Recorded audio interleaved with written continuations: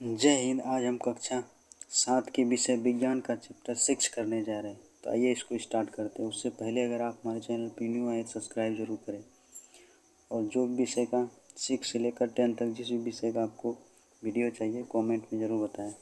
तो आइए इसको स्टार्ट करते हैं। तो आज का चैप्टर है हमारा पौधों में पोषण।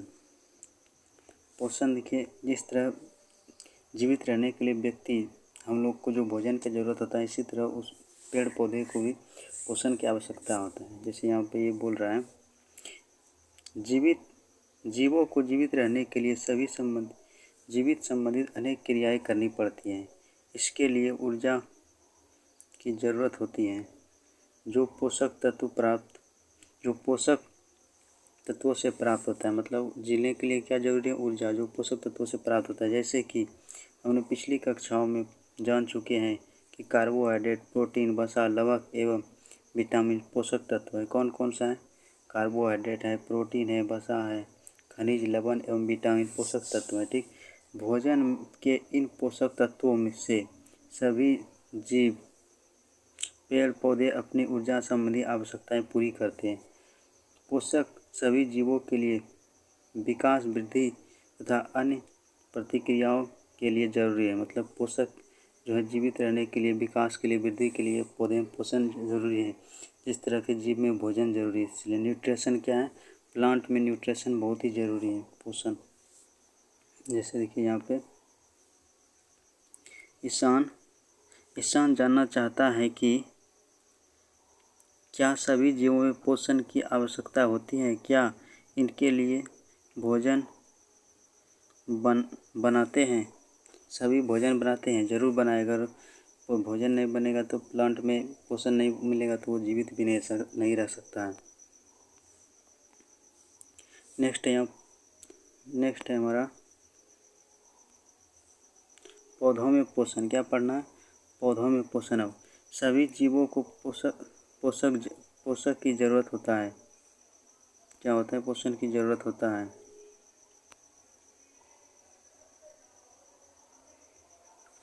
लेकिन मज़ेदार की बात यह है कि हरे पौधे ही अपना पोषण स्वयं, मतलब अपना भोजन स्वयं बनाते हैं। बाकी सभी जीव पोषण के लिए दूसरे पर निर्भर होता है।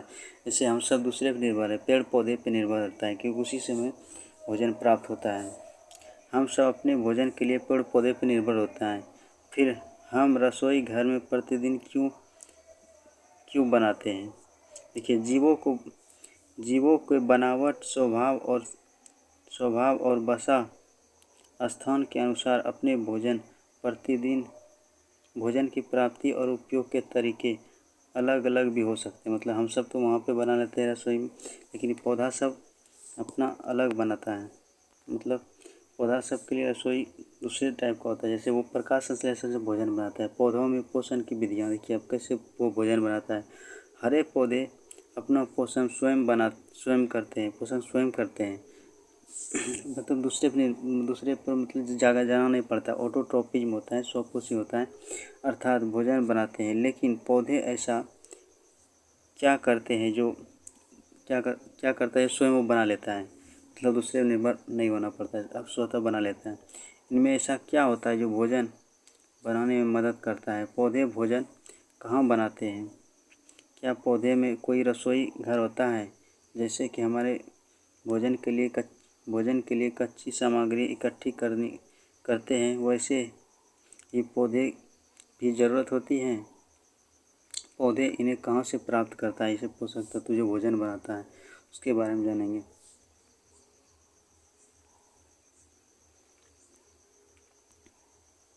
देखिए, प्रकाश संश्लेषण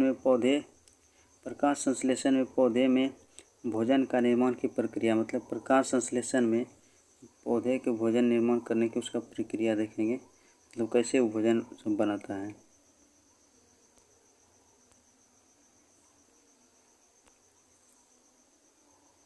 इसी को देखेंगे। तो आइए इसको देखते हैं। हमारे घर में भोजन बनाने के लिए एक स्थान होता है। चावल, दाल, सब्जी, मसाले आदि एक जगह क्या होता है? कच्ची सामग्री होती हैं, जिससे भोजन तैयार किया जाता है। घरों में भोजन पकाने के लिए किन किन चीज़ों की ज़रूरत होता है? जैसे यहाँ पे उसी प्रकार पौधों में विभिन्न माध्यमों से भोजन विभिन्न माध्यमों से अपने भोजन के लिए कच्चे सामग्री प्राप्त करता है। जैसे यहाँ पे ये दिखा रहे हैं फोटो में। देखिए पौधा को क्या क्या चाहिए, पहले चाहिए क्या चाहिए, कार्बन डाइऑक्साइड चाहिए, खनिज लवण चाहिए, उसके लिए क्या चाहिए, जल चाहिए, जो उसको कहाँ से मिलता है, जड़ से मिल जाता है, रूट से। उसके लिए क्या, मुझे भोजन बनाने के लिए किन किन चीज़ों की ज़रूरत होता है, तो क्या चाहिए, कार्बन डाइऑक्साइड चाहिए, खनिज लवण चाहिए, जल चाहिए और सूर्य का प्रकाश। यहाँ पे दिख रहा है सूर्य का प्रकाश रहेगा तभी ये भोजन बना पाएगा। ठीक है, अब देखिए इसमें ये सब इसको ज़रूरत होता है और प्रकाश संश्लेषण तब क्या करता है, पौधा अपना भोजन बना लेता है। अब देखिए इसमें क्या क्या इसका सामग्री लगता है उसको देखेंगे। इस कच्ची सामग्री में क्या क्या होता है, जल होता है जो जड़ से, खनिज लवण होता है, कार्बन डाइऑक्साइड वायुमंडल से प्राप्त कर लेता है, अब देखिए कच्ची सामग्री, उसके बाद स्रोत कहाँ से मिलता है, ये जल कहाँ से मिलता है, इसको जल कहाँ, मिट्टी से मिलता है जल, वायुमंडल से कार्बन डाइऑक्साइड इसको मिल जाता है, स्रोत। अब देखिए माध्यम जड़ द्वारा मिट्टी से अवशोषण तथा तनों के शाखाओं के माध्यम से पत्तियों तक पहुँचाया जाता है जल को। अब देखिए कार्बन डाइऑक्साइड कैसे, पत्तियों पर स्थित सूक्ष्म रंध्र, इसको स्टोमाटा बोला जाता है, इसी से क्या होता है, इसी माध्यम से कार्बन डाइऑक्साइड का मतलब प्राप्त होता है, मतलब आदान प्रदान इधर से होता है। तो पत्तियों द्वारा सूक्ष्म रंध्र मतलब छोटा छोटा उसमें छिद्र होता है, इससे वो वायुमंडल का माध्यम होता है, मतलब जाने का। अब देखिए यहाँ पे जिस प्रकार हमें भोजन पकाने में के लिए ईंधन से ऊर्जा की ज़रूरत होती है, वैसे ही पौधे को भी सूर्य की रोशनी की ऊर्जा प्राप्त होती है, तभी वो बनता है खाना, उसका भोजन बनता है। अब बता सकते हैं कि पौधे को यह ऊर्जा कहाँ से मिलता है, तो पौधे को ये जो सूर्य के प्रकाश से मिलती है। मुख्यतः पौधे हरे भागों में इस ऊर्जा को संग्रहित करने की क्षमता होता है। कहाँ पे, मतलब ये भोजन बनता है संग्रहित कहाँ करता है, हरे भागों में संग्रहित करने की क्षमता होता है। ठीक, पत्तियों का हरा रंग उसमें उपस्थित हरे वर्णक के कारण होता है, इसे क्लोरोफिल कहा जाता है और इसको पर्णहरित भी बोला जाता है। क्या बोला जाता है, हरे वर्णक को क्लोरोफिल बोला जाता है, इससे भोजन बनाता है। हरे पौधा जब बनता है क्लोरोफिल वर्णक होता है, इससे वो भोजन। सूर्य की ऊर्जा का संग्रह करने में क्लोरोफिल पत्तियों की सहायता करता है। क्या करता है, पत्तियों से ही भोजन बनता है, क्योंकि पत्ती जो होता है सूर्य ऊर्जा को संग्रह करता है, मतलब इकट्ठा करता है और क्या करता है, भोजन बनाता है। पौधे द्वारा इन ऊर्जा का उपयोग जल और कार्बन डाइऑक्साइड की आवश्यकताओं से खाद्य संश्लेषण में होता है। चूँकि खाद्य संश्लेषण सूर्य के प्रकाश से प्राप्त होता है, अतः इस क्रिया में प्रकाश संश्लेषण कहते हैं। क्योंकि खाद्य प्रकाश संश्लेषण किसे कहते हैं, जैसे यहाँ पे फोटो में दिख रहा होगा प्रकाश संश्लेषण के बारे में। देखिए यहाँ पे प्रकाश संश्लेषण, अतः ये कार्बन डाइऑक्साइड की सहायता से खाद्य संश्लेषण होता है। चूँकि खाद्य का संश्लेषण सूर्य के प्रकाश से प्राप्त होता है, सूर्य के प्रकाश से प्राप्त ऊर्जा से होता है। इस प्रक्रिया को ही क्या कहता है, प्रकाश संश्लेषण। सूर्य से प्राप्त ऊर्जा का उपयोग सीधे भोजन बनाने में करते हैं तथा उनकी इस ऊर्जा का उपयोग बाकी सभी जीव करते हैं। ठीक, मतलब उन ऊर्जा से वो बनता है, बाकी सभी उस जीव, जैसे वो क्या होता है, अपना वृद्धि होता है, दूसरा जीव उसमें निर्भर होता है, प्लांट को खा के वो अपना जीवन यापन करता है। क्या आप बता सकते हैं कि पौधे का रसोई घर कहाँ होता है?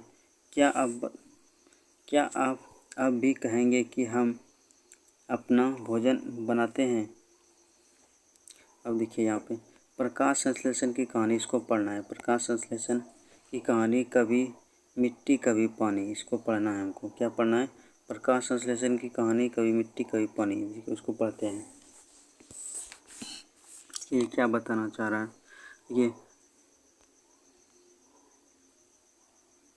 हम अपने आसपास के अनेक जीव जंतु पेड़ पौधे देखते हैं। क्या आपने कभी विचार किया है कि नन्हा पौधा इतना बड़ा कैसे हो जाता है, मतलब इतना छोटा कैसे बढ़ाता है? इन पत्तियों, डालियों, तने, गहरी जड़ें, फल फूल के साथ गेहूँ, धान, एक दाने से पूरे पौधे का बनना। अगर आप अगर बढ़ते हैं तो आप कह सकते हैं कि हमें भोजन करते हैं, मतलब भोजन से ही हमको पोषक तत्व मिलता है और हम बढ़ते हैं। उससे ऊर्जा और शरीर का विकास के लिए आवश्यक तत्व मिलते हैं। इसके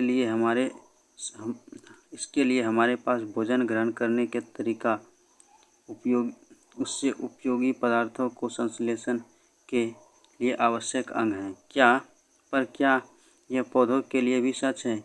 वे सभी भोजन करते हैं। उनका भोजन क्या है, कहाँ से आया है, कैसे आता है, उसके बारे में।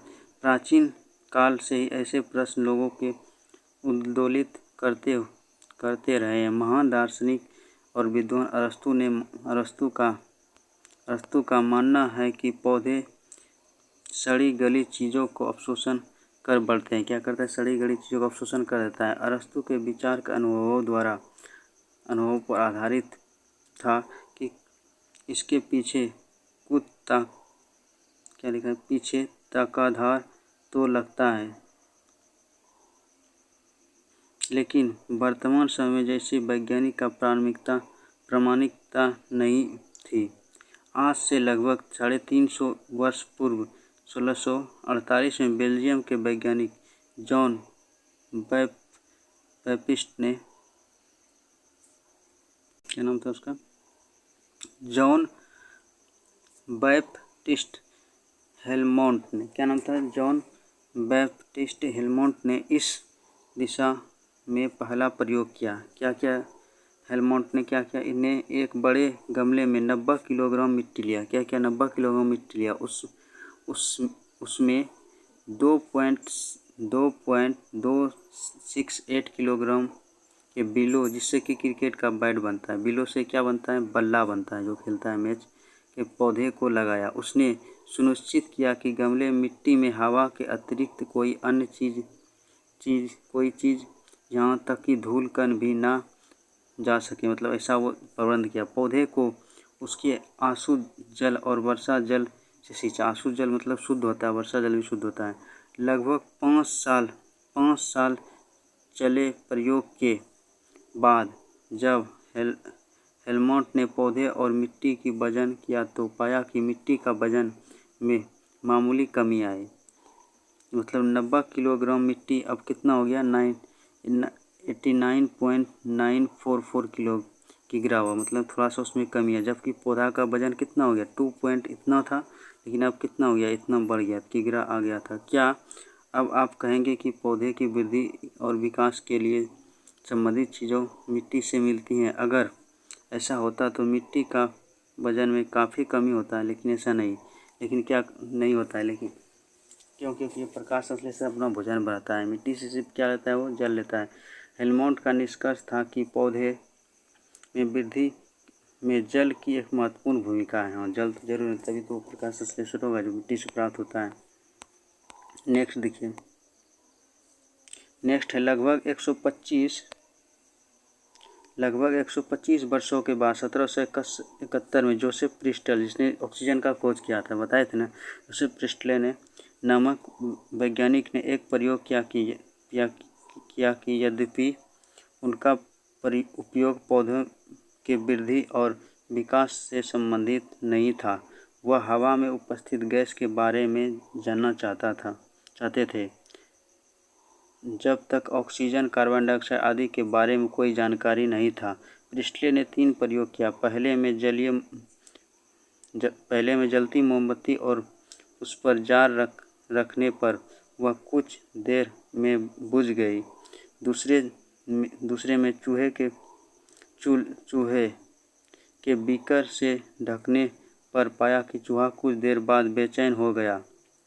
इन प्रयोगों में वह इन निष्कर्ष पर पहुंचा कि चीज़ों को जलने और जीवों को सांस लेने से हवा दूषित हो जाती है, पर वह समझ नहीं पा रहा कि अगर ऐसा होता तो चीज़ों को जलने या जीवों को सांस लेने से अब तक पूरी तो हवा दूषित क्यों नहीं हो गई। प्रिस्टले ने तीसरे प्रयोग में निष्कर्ष से उसने कुछ राहत पहुंचाई। उसने पुदीने के पौधे, उसे बताए थे उधर 5 वाला में अध्याय में, पुदीने के पौधे को एक बीकर में मोमबत्ती के साथ रखा तथा सुनिश्चित किया कि किसी भी प्रकार से हवा उसके अंदर या बाहर ना जा सके। लगभग 10 दिन के बाद उसने लौ लेंस की सहायता से मोमबत्ती जलाई और देर देखा कि मोमबत्ती आराम से जल रही। प्रिस्टले के निष्कर्ष पर पहुंचा कि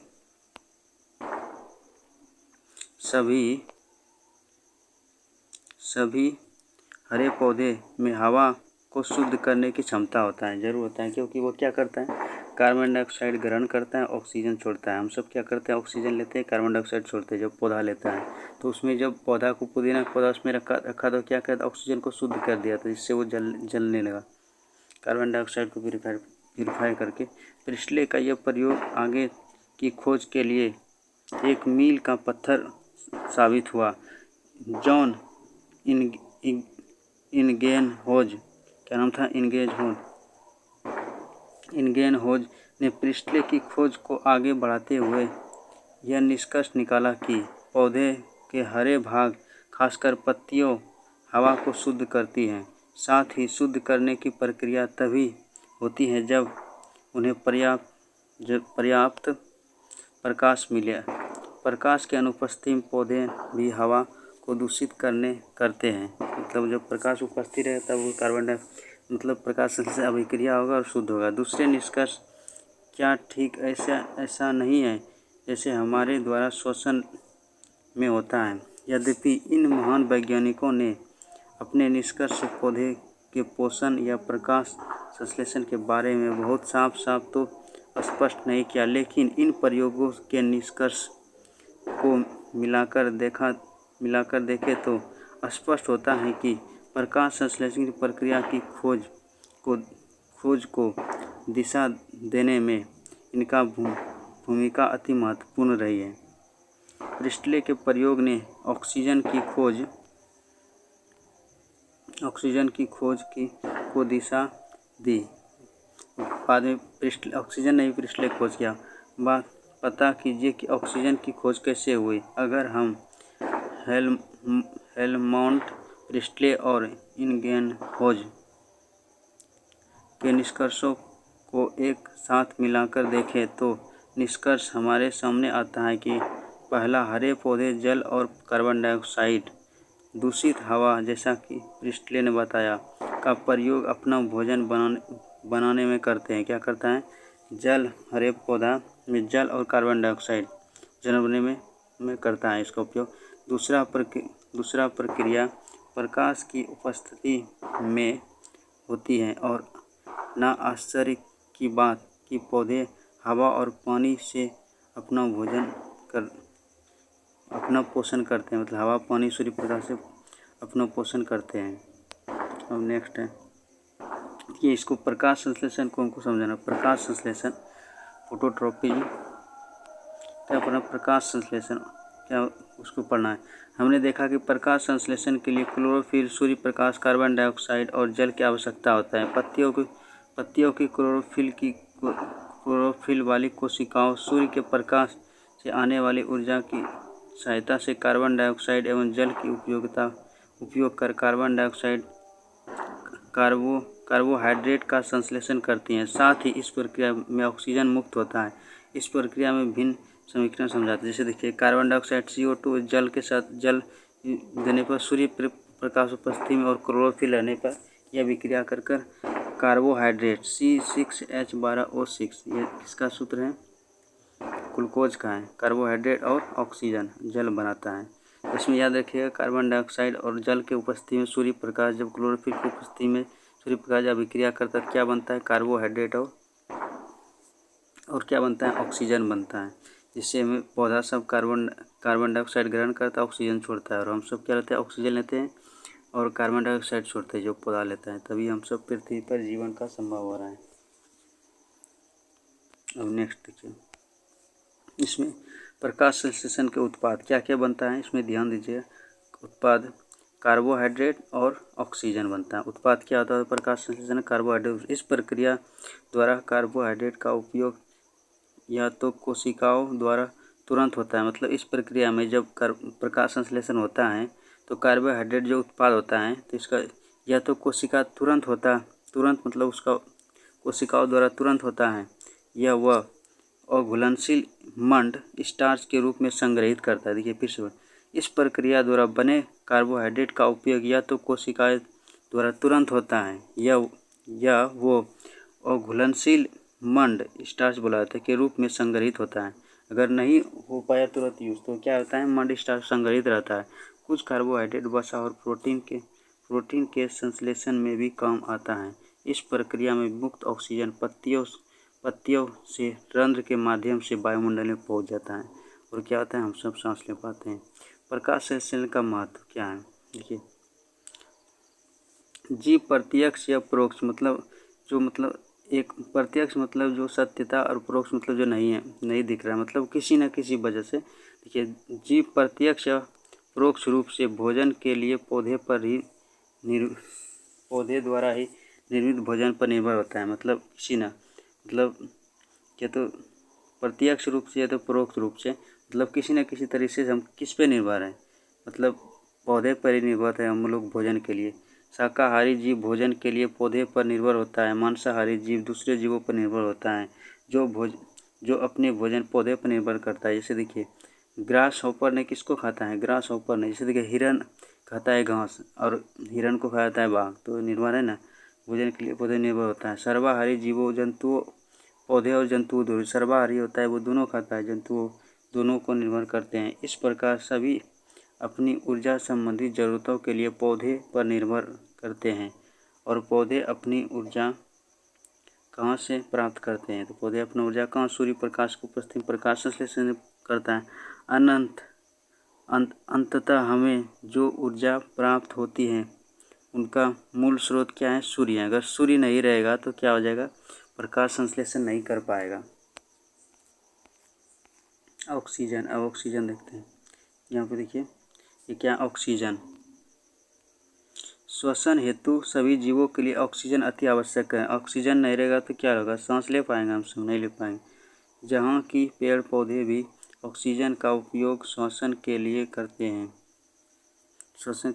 वायुमंडल में ऑक्सीजन का संतुलन प्रकाश संश्लेषण प्रक्रिया द्वारा ही बना रहता है। मतलब प्रकाश संश्लेषण नहीं होगा तो ऑक्सीजन भी शुद्ध नहीं हो पाएगा। कुछ पौधे मतलब पेड़ पौधे क्या होता है? जैसे कारखानों सबसे कार्बन डाइऑक्साइड का धुआं निकलता है, उसको शुद्ध करने का क्षमता रहता है। और सबसे अधिक शुद्ध करने की क्षमता किसको रहता है? महासागरों को रहता है, जो अब क्या हो रहा है? धीरे धीरे मतलब वो भी दूषित हो रहा है।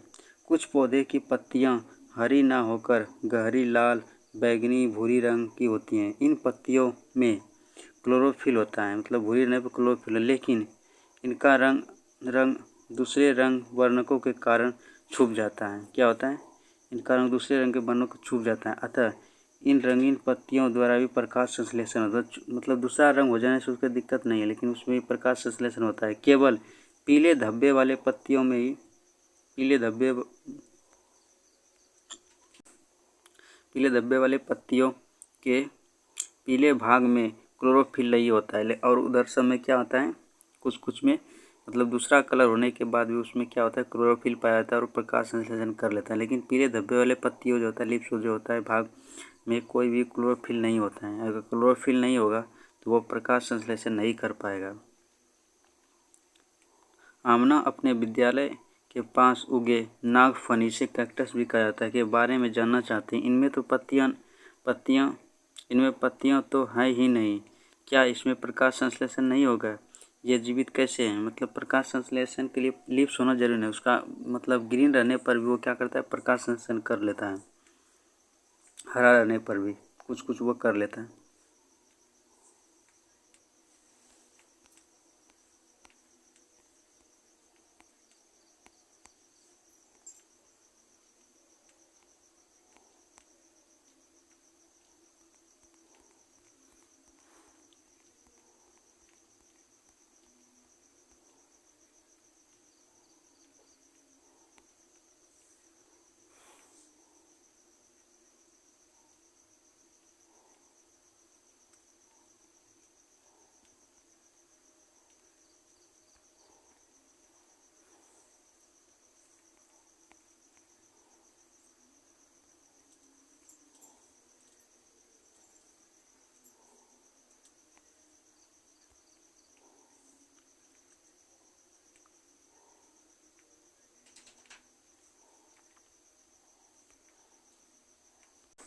अब नेक्स्ट देखिए, इसमें क्रियाकलाप 1 में बोल रहा है, तो इसमें क्या कर रहा है, इसमें बोल रहा है 2 गमले गमले गमले में लगे हुए एक ही प्रकार के हरे पौधे लीजिए ओ और वो लिखिए 48 घंटे में बक्से में वो रखिए। इसमें देखिए प्रश्न अल्कोहल को उबालने, मतलब अल्कोहल ये यहाँ पे उपयोग मतलब नहीं हो पाएगा, इसका क्रियाकलाप नहीं कर सकते हैं। इसमें अल्कोहल जो होता है ज़्यादा खतरनाक होता है, इसलिए ये स्कूल में भी संभव नहीं हो पाएगा। इसके बारे में छोड़िए, नेक्स्ट देखते हैं। यहाँ पे देखिए सावधानी, अल्कोहल अति ही ज्वलनशील है, अतः इसे उबालने समय अतिरिक्त सावधानी ज़रूरत है जिससे आग ना पकड़े। इसको देखते हैं क्या ये क्रोटन, ये भी अभिक्रिया है। क्रोटन के बारे में थोड़ा जान लेते हैं। देखिए क्रोटन एक रंग बिरंगी पत्ती वाला पौधा है। कौन सा रंग पत्ती वाले पौधा है? क्रोटन या रंग बिरंगी पत्ती वाले पौधा का गमला लीजिए। इसमें 4-5 घंटे तक सूर्य के प्रकाश में रखिए। अब एक पत्ती को लीजिए, उनकी आकृति अपनी कॉपी में बनाइए। बनी आकृति में पत्ती के अनुसार हरे रंग का रंगीन भागों को चिन्हित कीजिए। क्रियाकलाप 1 के अनुसार पत्ती का आयोडीन परीक्षण कीजिए। पत्ती में होने वाले परिवर्तनों का अवलोकन कर अपनी कॉपी में लिखिए। अपनी द्वारा बनाई गई आकृति से उन स्थानों को निकालें जहाँ पत्ती का रंग परिवर्तन नज़र आता है। क्या आप बता सकते हैं कि पत्ती के किस भाग में परिवर्तन हुआ? तो आप करके देख सकते हैं। ये भी वही है, काले कागज से ढकने पर क्या होता है, अगर जहाँ पर काले कागज़ को ढका जाता है, जैसे यहाँ पर क्या हुआ है, कुछ भाग में क्या होता है रंगीन रह जाता है, हरा। क्या होता है आयोडीन से लगा रहता है इसमें, तो क्या होता है आयोडीन परीक्षण कीजिए। अवलोकन के पत्ती के परिवर्तन लिखिए। मतलब ये आयोडीन वाला जो है इसमें यूज किया है। इसमें क्या होता है जहाँ पे इसे ढका होता है उसका आकार चेंज हो जाता है। ये सब परीक्षण। इसे प्रकाश संश्लेषण जो होता है, प्रकाश संश्लेषण द्वारा पौधे में कार्बोहाइड्रेट का संश्लेषण होता है जो कार्बन, हाइड्रोजन और ऑक्सीजन से होता है। प्रोटीन, वसा आदि के संश्लेषण में भी इसका उपयोग होता है, लेकिन प्रोटीन संश्लेषण के अतिरिक्त नाइट्रोजन भी इसके आवश्यक होता है। वायुमंडल में सबसे अधिक नाइट्रोजन कितना पाया जाता है? ये 78% पाया जाता है नाइट्रोजन, 78%। लेकिन सीधे उपयोग की क्षमता करने की क्षमता नहीं होता, उपयोग की क्षमता नहीं होता है। मतलब नाइट्रोजन तो 78% पाया जाता है, लेकिन प्लांट जो पौधा जो होता है वो डायरेक्टली इसको उपयोग नहीं कर सकता है। इसको उपयोग करने के लिए कुछ ही पौधा होता है जिसको उपयोग कर जाता है, इसको नाइट्रेट के रूप में उपयोग किया जाता है। तो इसको किसान जानना चाहता है कि पौधे जब अपना भोजन स्वयं बनाते हैं तो रहमत चाचा अपने खेतों में खाद क्यों डालता है? मतलब क्या कारण है जो खाद डालता है? अब देखिए इसको जानते हैं। मिट्टी में कुछ ऐसे जीवाणु सूक्ष्म जीव उसको बुलाया जाता है जो खुली आंखों से दिखाई नहीं देता, उसको माइक्रोस्कोप से देखा जाता है, पाए जाते हैं। जो गैसीय नाइट्रोजन को उपयोगी में बदल देता है। मतलब वो क्या करता है, सूक्ष्म जीव ऐसा होता है जो उसको नाइट्रोजन को नाइट्रेट के रूप में बदल देता है, जो उसको उपयोग कर सकता है मिट्टी। यह यौगिक जल के साथ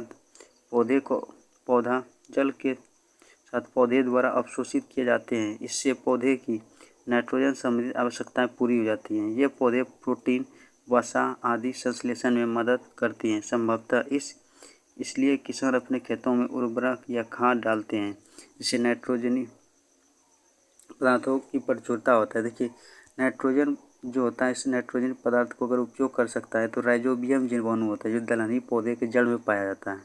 उससे क्या करता है वो नाइट्रोजन को वो ग्रहण कर सकता है। वो सूक्ष्म जीव रहता है उसमें, लेकिन सब नहीं कर सकता। जितना भी दलहनी प्लांट है पौधा वो सब कर सकता है। अब देखिए पौधे में पोषण की अन्य विधियाँ, मतलब पौधे में जो भोजन प्राप्त करने की विधियाँ हैं उसको अन्य विधि क्या है? ये अमर बेल, ये क्या होता है ये आप जरूर देखे होंगे। ये लता का टाइप होता है, किसी भी पेड़ पे ये क्या होता है ऊपर से ऐसे लटका रहता है ऐसे। ये अपने उसको पत्ता होता है उसमें कुछ नहीं होता, तब ये भोजन करता है। तो कैसे करता है? जिस पेड़ पे ये लटका रहता है उससे ये भोजन प्राप्त करता है। इसे देखिए, आपने किसी बड़े वृक्ष या तना, शाखा और पत्तियों से लिपटे हुए रस्सी नुमा पीले रंग की संरचना देखा होगा। चित्र इतना में दिखा रहे जो ऐसे ही एक वृक्ष दिखाई दे रहा है। धागे नुमा संरचना अमरबेल है। क्या है ये? अमरबेल। इनमें ना तो कोई, इसमें जैसे पिक्चर में भी दिख रहा है, इनमें ना तो कोई पत्तियां होती हैं और ना ही कोई क्लोरोफिल। तब भी ये जीवित कैसे रहता है, भोजन कैसे कैसे पाते हैं, देख इसी बारे में जानेंगे।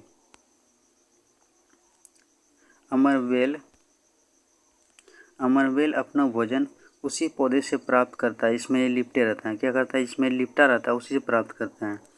अर्थात मनुष्य तथा अन्य जीवों की तरह अमरबेल अपने पोषण के लिए दूसरे पौधे पर निर्भर होता है। ऐसे और भी पौधे हैं जिनके बारे में जानकारी प्राप्त कीजिए। पोषण के तरीके, इस तरीके को विषमपोषी कहा जाता है। मतलब क्या होता है? विषमपोषी, दूसरे पर निर्भर होता है। अमरबेल जैसे पौधे को अन्य पौधे से पोषक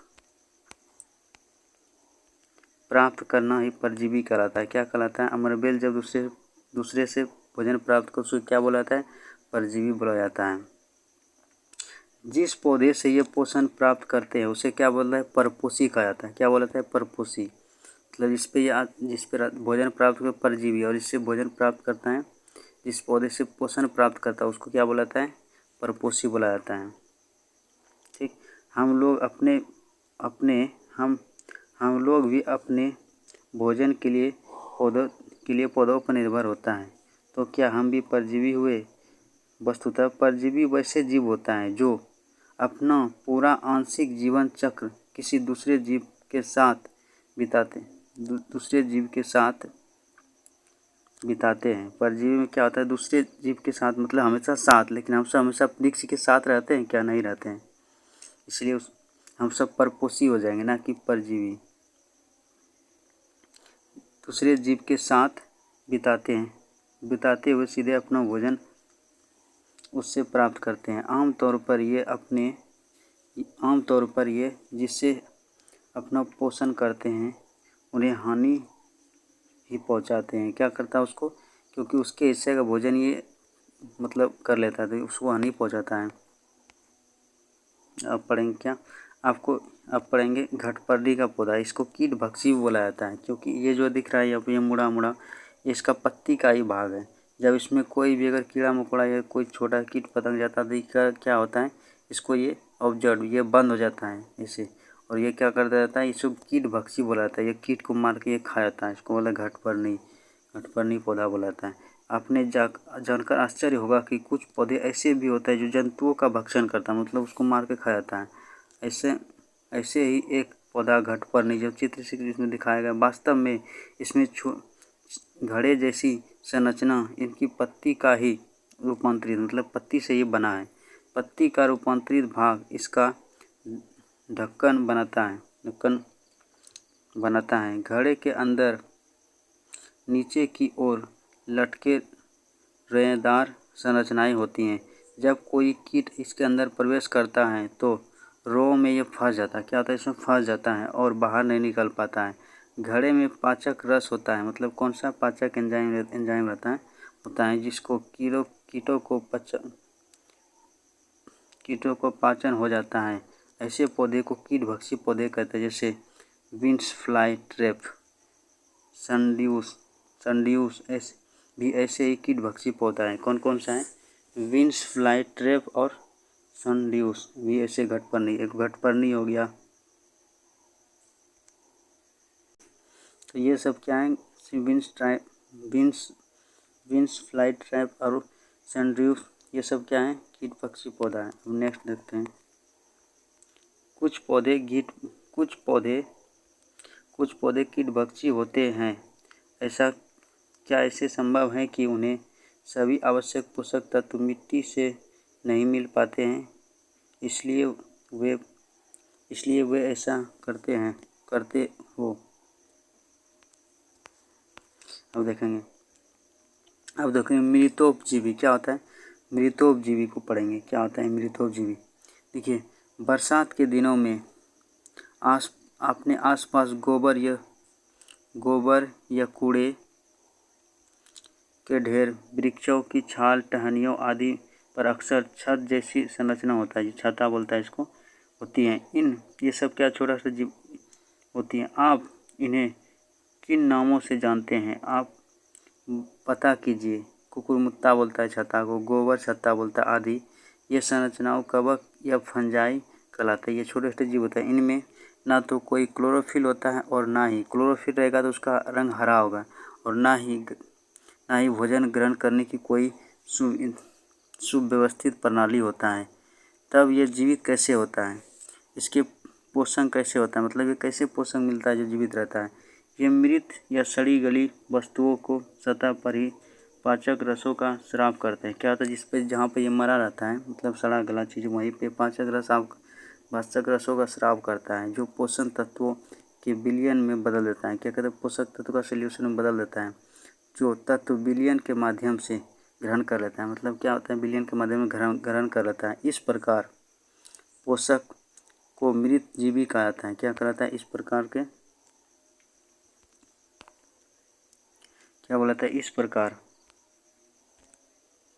इस तत्वों के पोषण विलयन से होता है। इस प्रकार पोषक को मृत जीवी पोषक तथा ऐसे पौधे को मृत जीवी कहा जाता है, क्योंकि ये मरा हुआ पौधे पर ही उगता है। जैसे कवक, ये छोटा छोटा जीव है, ये कुकुरमुत्ता हो गया, यहाँ पे ये सब है।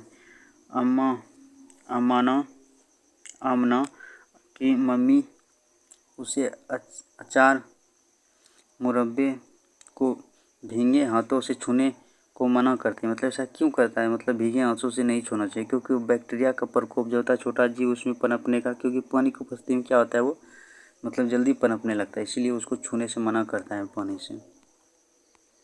कुछ जैसे देखिए, ये कवक प्रायः उन स्थानों पर उगते हैं जहाँ क्या होता है, जहाँ नम एवं उष्ण हो। वर्षा ऋतु इसके लिए अनुकूल है। कवक के जीवाणु ऐसे स्थिति में तेजी से पनपते हैं, मतलब पानी रहने पर तेजी से, नमी रहने पर वो तेजी से पनपता है। कवक के कारण अचार, कपड़े, चमड़े की वस्तुएं आदि खराब हो जाती हैं। जैसे ये मनुष्य, जंतुओं और पौधों में अनेक रोगों के कारण होता है। जैसे खुजली हो गया, ये सब कवक द्वारा होता है। खुजली, दिनाय, शिहुली आदि मनुष्य के कवक के कारण होता है। होने वाले सामान्य बीमारी हैं आलू का झुलसना रोग, धान की पत्तियों का चित्तीदार होना आदि। पौधे के रोगों का कारणों भी कवक है। मतलब ये सब जो रोग होता है, इसका क्या कारण है, वही कवक है। कुछ कवक हमारे लिए उपयोगी होता है, जैसे औषधि, डेयरी, जलेबी सब में जो बनाया जाता है, इसमें कवक डाला जाता है, ये मुलायम करता है, इसका उपयोग होता है। मशरूम खाने के काम भी आता है। ये सब क्या है, कवक का उदाहरण है। जैसे देखिए यहाँ पे दिख रहा है पावरोटी का कवक, ये क्या करता है, इसको स्पंज मुलायम करता है। पावरोटी कवक के टुकड़ों में पानी में भिगाकर 2-3 दिन के लिए नम या उष्ण स्थान पर रखिए। आप देखेंगे कि 2-3 के बाद उसमें धब्बे या रोए जैसे हल्के भूरे, हरे, सफ़ेद या गहरे काले रंग की रचनाएं नजर आती हैं। आवर्धक लेंस, मतलब उसको जूम करके देखिएगा या सूक्ष्मदर्शी से इस अवलोकन कीजिए। यह धागे जैसी संरचनाओं क्या हैं। यह पावरोटी और ताजे पावरोटी के गंध की तुलना कीजिए, मतलब उसका गंध अलग होगा। क्या गंध में अंतर होगा, जरूर होगा, क्योंकि उसमें कवक पनपता है इसलिए। ये लाइकेन क्या है, ये भी छोटा छोटा जीव होता है। इसे देखिए, अब पोषण की विधियाँ, मतलब पोषण का 2 विधि होता है। एक होता है स्वपोषी, जैसे पौधा सब क्या होता है, स्वपोषी। एक होता है विषमपोषी, जो स्वयं निर्भर करता है। इसमें होता है परजीवी और वो मृतोपजीवी। परजीवी मतलब दूसरे जीव पे आश्रित होता है, और मृतोपजीवी जो वृक्ष वाला, इससे वो बताया था, कुकुरमुत्ता था, छाता सब क्या था, मृतोपजीवी था, क्योंकि ये मरे हुए चीज़ पे भी क्या होता है, मतलब वहाँ पे वो पैदा होता है।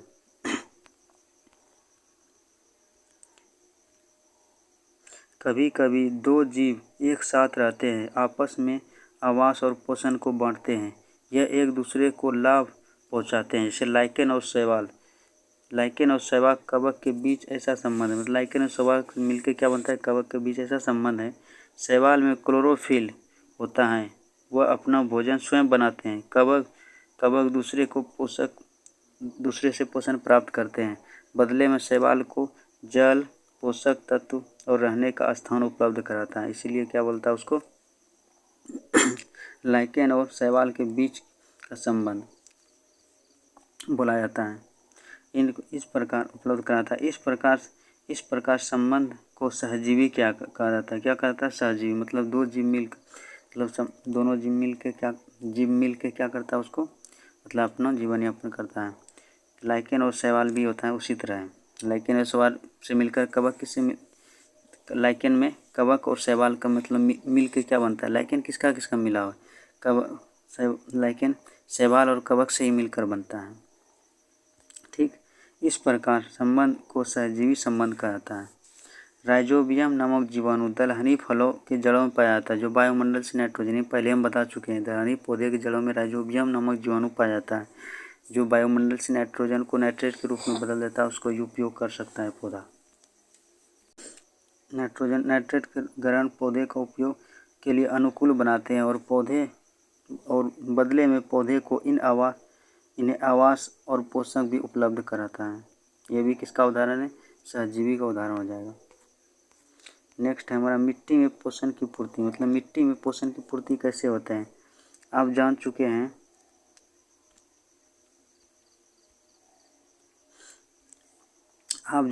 कि पौधे मिट्टी से खनिज, लवण और पोषक तत्व आदि को अवशोषण करता है।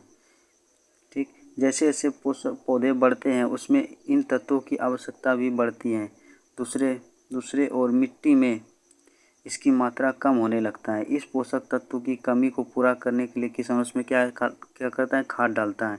जो उर्वरक जिसमें नाइट्रोजन, फास्फोरस, पोटाश जैसे पोषक तत्व की पर्याप्त मात्रा होती है, खेतों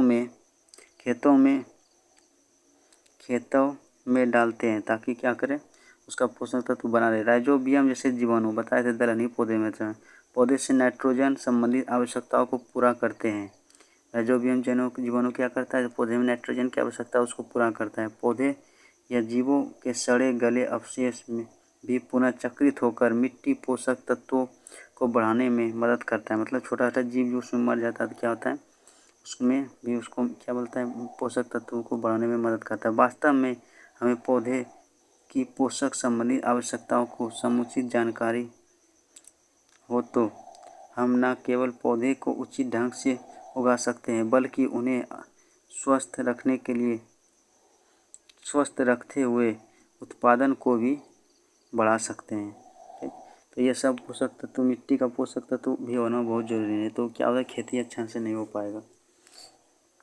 आई होप आपको ये समझ में आया होगा अच्छे से। अब जो इधर है अभ्यास प्रश्न उसको हम कर लेते हैं।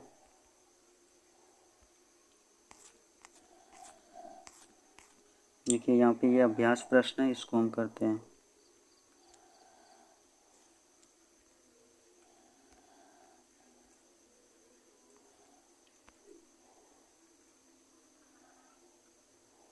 यहाँ पे देखिए, हरे पौधे जो अपना भोजन स्वयं बनाते हैं उसे क्या बोला जाता है, स्वपोषी। अमरबेल उदाहरण है किसका, परजीवी का है। पौधे में का रसोई घर पत्ती, इसी से भोजन प्राप्त करता है। इसी में क्लोरोफिल पाया जाता है जो भोजन प्राप्त। घटपर्णी पौधा क्या है, कीट भक्षी, मतलब कीट को कौन मार के खाता है, घटपर्णी। तो ये हो गया इसका। नेक्स्ट है हमारा, इसमें बोल रहा है सत्य और असत्य, सही गलत को चीन करने के लिए सत्य और सत्य मतलब बोल रहे हैं। तो इसमें कौन कौन सा सही है, इसमें प्रकाश संश्लेषण सौर ऊर्जा का रासायनिक ऊर्जा में स्थानांतरण होता है, सही है। तो सौर ऊर्जा का रासायनिक ऊर्जा में परिवर्तन है, तभी तो भोजन बनाता है। जल कार्बन डाइऑक्साइड को ग्रहण करने में मदद करता है, नहीं, जल क्या ग्रहण करता है, पानी को, एक गलत हो जाएगा। कार्बोहाइड्रेट और ऑक्सीजन प्रकाश संश्लेषण उत्पाद होता है, हाँ होता है। कार्बोहाइड्रेट और ऑक्सीजन होता है, जो हम सब सांस लेते हैं उसमें ऑक्सीजन और कार्बोहाइड्रेट क्या होता है, ग्लूकोज। सभी जीव अपने पोषक के लिए हरे पौधे पर निर्भर होता है, हाँ, प्रत्यक्ष या परोक्ष रूप से होता है। अब देखिए मिलान करने वाला, इसको कर सकते हैं। नाइट्रोजन क्या है, नाइट्रोजन एक जीवाणु है, राइजोबियम जीवाणु। नाइट्रोजन ये इसका आ जाएगा। और क्या है, जंतु कौन, उसके बाद रंध्र, तो किस में रहता है, पत्ती के स्टोमेटा में रहता है रंध्र, इसमें आ जाएगा, ये पत्ती में हो जाएगा। रंध्र किस में आ जाएगा, पत्ती में आ जाएगा। उसके बाद है क्लोरोफिल किस में पाया जाता है, क्लोरोफिल कार्बन डाइऑक्साइड। और मशरूम क्या है, मशरूम एक तरह से क्या है, मशरूम मृतोपजीवी है जो उगता है उसमें। और जंतु क्या है, विषमपोषी है। तो यहाँ पे देख ले, इसका हम लगा दिया इसमें। अब जो है अब नीचे का क्या है, इसमें बोल रहा है कौन कौन सा, इसमें बोला है सब बताने के लिए। पत्तियों में पाया जाने वाला वर्णक, तो किसके कारण वो हरा होता है, तो पर्णहरित पाया जाता है। देखिए, जो निम्नलिखित कथनों को सब द्वारा बताने के लिए बोला है। जो अपना पोषण के लिए दूसरे पौधे और दूसरे जीवों पर निर्भर होता है उसको क्या बोला जाता है, विषमपोषी बोला जाता है। ऐसा संबंध जिसमें दो जीव आपस में एक दूसरे का सहयोग करते हैं उसको बोला जाता है सहजीवी। जैसे बोले थे ना, लाइकेन शैवाल और कवक से मतलब सहयोग करता है, लाइकेन शैवाल और कवक को, ये इसीलिए इसको क्या बोला जाता है, सहजीवी बोला जाता है। अब जो भी इधर क्वेश्चन है हम वीडियो में प्रोवाइड कर रहे थे, प्लीज़ आप बने रहिए और इसको स्टॉप करके मतलब पॉज करके आप इसको उतार सकते हैं। Thanks for watching this video.